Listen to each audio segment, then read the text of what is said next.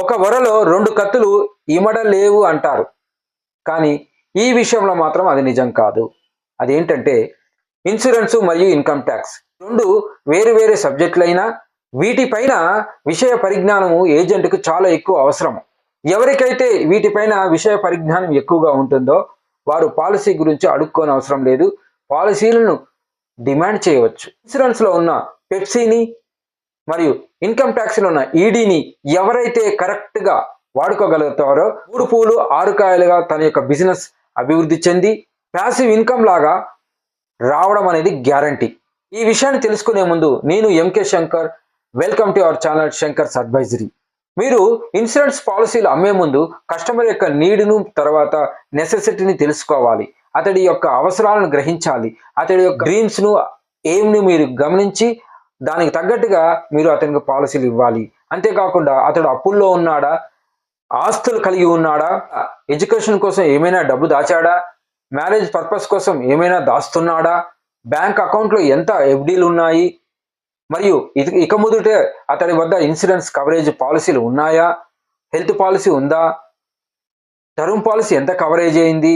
ఈ విషయాలన్నిటిని కూడా మనము ఫ్యాక్ట్ ఫైండింగ్ సర్వే ద్వారా మీరు తెలుసుకుంటారు. ఫ్యాక్ట్ ఫైండింగ్ కరెక్ట్ చేయడం వల్ల కస్టమర్ మీ మీద నమ్మకాన్ని కలిగి 10 మందికి మీ యొక్క బిజినెస్ గురించి సజెషన్ కూడా చేయగలడు. కొన్ని విషయాలు క్లయింట్‌కి నేర్పించాలి. అది ఏంటంటే మొదటిగా అతడు సంపాదించే నెల జీతంలో నుండి 20% సేవింగ్ కోసం తీసేసిన తర్వాత మిగతా 80%ని 50% ఇంటి కోసము, మిగతా 30% ఇతర అవసరాల కోసం వాడుకోమని అతడికి నేర్పండి. క్రెడిట్ కార్డ్ యూసేజ్ 40% దాటొద్దని చెప్పండి. అతడు సంపాదించే జీతంలో నుండి 30% అప్పులకు ఈఎంఐ దాటకూడదని కూడా చెప్పాలి. ఎమర్జెన్సీ మనీని కలిగి ఉండాలని, అది కూడా 3 నెలలకు సరిపడా డబ్బు అతడి బ్యాంక్ అకౌంట్లో ఉండాలని మరియు లోన్ ట్రాక్లో పడకుండా ఉండాలని చెబుతూ అతడి యొక్క పర్సనల్ బ్యాలెన్స్ షీట్ను క్రియేట్ చేయండి. అంటే ఏమీ లేదు, ఒక షీట్లో తీసుకొని ఒక పక్క లయబిలిటీస్ రాయండి, ఒక పక్క అసెట్స్ రాయండి. లయబిలిటీ కానీ డెఫిషియన్సీ ఎక్కువైతే ఉంటే ఆ యొక్క డెఫిషియన్సీకి తగ్గట్టుగా ఒక టర్మ్ పాలసీ తీసుకోమని చెప్పండి. మరియు అసెట్స్ ఎక్కువగా ఉంటే ఆ యొక్క అసెట్స్ని ఇంకా పెంచడము ఎలా అనే ఇన్వెస్ట్మెంట్ పాలసీలు చెబుతూ, అంటే ఇక్కడ యూలిప్ గురించి చెబుతూ ఆయనని ఎంకరేజ్ చేసి పాలసీ తీసుకునేలాగా చేయండి. ముఖ్యంగా మీరు కస్టమర్ యొక్క సంపాదనకి ఫర్ ఎగ్జాంపుల్ ₹1,00,000 తను సంపాదిస్తే ఇంటూ 144 టైమ్స్ అంటే 1,44,00,000 ఇన్సూరెన్స్ కవరేజ్ కంపల్సరీగా ఉండాలని నొక్కి ఒక్కి చెప్పండి. ఆ పాలసీ తీసుకునేలాగా చెయ్యండి. వీడియో ప్రారంభంలో చెప్పాను పెప్సీ అంటే ఏమి లేదండి. పెప్సీ అంటే ఈ అంటే ప్రొటెక్షన్, ఈ అంటే ఎడ్యుకేషన్ పాలసీ, 3వ అక్షరం పెన్షన్, తర్వాత ఎస్ అంటే సేవింగ్స్, ఐ అంటే ఇన్వెస్ట్మెంట్.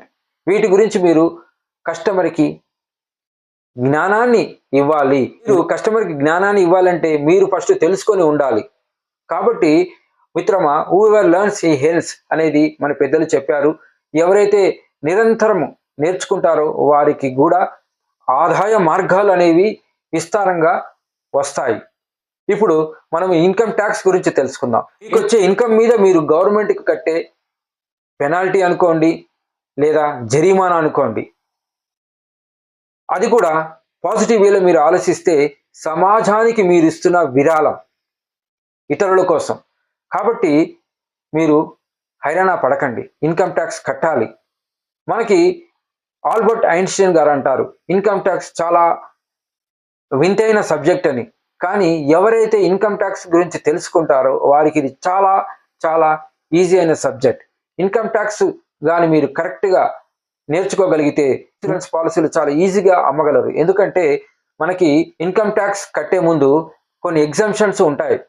ఆ యొక్క ఎగ్జామ్షన్లో ఏటీసీ అనే ఒక సెక్షన్ ఉంటుంది, తర్వాత సెక్షన్ 1010D అనే ఒక సెక్షన్ ఉంటుంది. వీటి ద్వారా కస్టమర్ బెనిఫిట్ పొందుతారు. ఇవి మీరు కస్టమర్కి చెప్పగలిగితే వారు కంపల్సరీగా మీకు పాలసీ ఇస్తారు. ఇక్కడ మీరు కొన్ని సెక్షన్లు మీరు తెలుసుకోవాలి. ముఖ్యంగా ఏటీసీ అంటే మీరు కస్టమర్తో కట్టిపించే ప్రీమియం మీద వచ్చే benefit. Sukanya Samriddhi, national pension scheme, ఇలా ఇన్సూరెన్స్కి ఏదైనా 1,50,000 వరకు ఎగ్జామ్షన్స్ వస్తున్నాయి. మీ యొక్క క్లయింట్ సొంతం ఇల్లు కొనుక్కున్నాడు అనుకోండి లోన్ మీద, అక్కడ తనకి ప్రిన్సిపల్స్ మీద 1,50,000 వరకు ఎగ్జామ్షన్ వస్తుంది. ఇవి కాకుండా 80D ప్రకారము హెల్త్ పాలసీ ఉన్నట్లయితే 25,000 నుండి ₹1,00,000 వరకు మీ యొక్క క్లయింట్ బెనిఫిట్ పొందే అవకాశం కూడా ఉంది. దీనికి సంబంధించిన ప్రత్యేకమైన వీడియో నేను చేశాను, మీరు అది చూడండి. అక్కడ చాలా ఇన్ఫర్మేషన్ దొరుకుతుంది. సెక్షన్ 24 సబ్సెక్షన్ B ప్రకారము ఈ 2 లక్షల వరకు ట్యాక్స్ బెనిఫిట్ కూడా పొందవచ్చు. నేను ఇక్కడ ఒక చార్ట్ మీకు చూపించాను.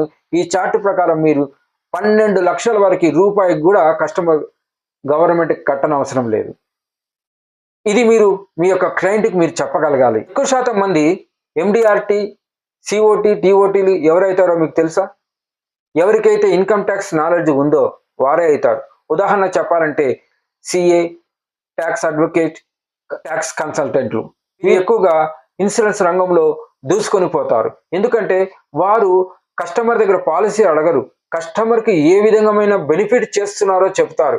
కాబట్టి మీరు కస్టమర్కి ప్రోడక్ట్ గురించి, ఫీచర్స్ గురించి మరియు అడ్వాంటేజ్ గురించి ఎన్ని చెప్పినా వేస్టే. కానీ బెనిఫిట్స్ గురించి మీరు చెప్పగలిగితే కంపల్సరీగా పాలసీ తీసుకుంటాడు. గుర్తుంచుకోండి మిత్రమా, మీరు అత్యున్నత స్థాయికి చేరాలనుకుంటే, మీ బిజినెస్ 3 పూలు 6 కాయలుగా వెలుగొందాలంటే మీ వద్ద 3 క్వాలిటీస్ ఉండాలి. ఒకటి, keep on learning, whoever learns he hence. 2, patience, ఓపిక ఉండాలి. 3వది, హార్డ్ వర్కింగ్ లేదా స్మార్ట్ వర్కింగ్.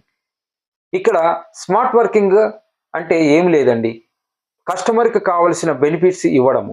మీకు తెలుసా, యాపిల్ 40 సంవత్సరాలు పట్టింది, అమెజాన్కి 25 సంవత్సరాలు పట్టింది విజయం సాధించడానికి. సో మీరు కానీ 3 సంవత్సరాలు ఓపిక పట్టి మీ యొక్క పని చేయగలిగితే మీకు విజయం తప్పనిసరిగా కంపల్సరిగా వస్తాయి. మీరు ఏజెంట్ లాగా పాలసీలు అమ్మకండి, అడ్వైజర్ లాగా, కన్సల్టెంట్ లాగా పాలసీలు అమ్మాలి. ఇలా చేస్తే మీకు ఆర్థికంగా మరియు ఆరోగ్యంగా ఆనందంగా ఉంటారు. కాబట్టి సానుకూల దృక్పథంతో ఈరోజే పని మొదలు పెట్టండి. వ్యక్తిగత అభివృద్ధి దేశాభివృద్ధి.